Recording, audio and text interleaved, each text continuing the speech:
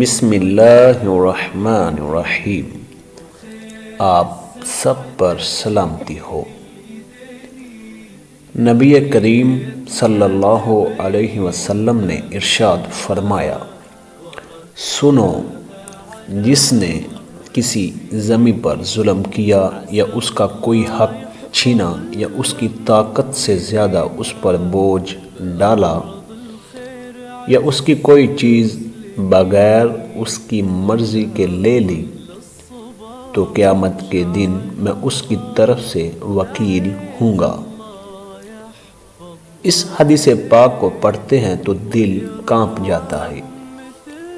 اے اللہ، جب آپ کے حبیب صلی اللہ علیہ وسلم کسی کے خلاف اٹارنی بن کر کھڑے ہوں گے تو پھر بندہ اس وقت کیسے نجات پائے گا؟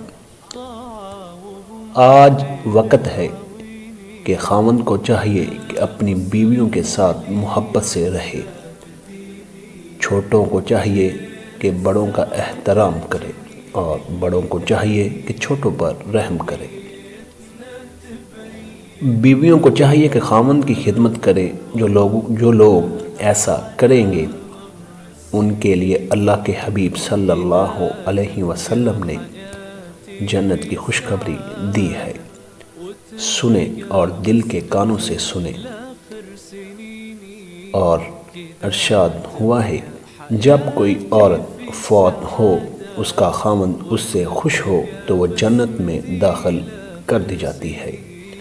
اللہ تعالی ہمیں اپنی محبوب جگہ جنت عطا فرمائے۔ ہمارے ویڈیو کو لائک اور سبسکرائب ضرور کریں۔ اللہ آپ کا حامی و ناصر ہو۔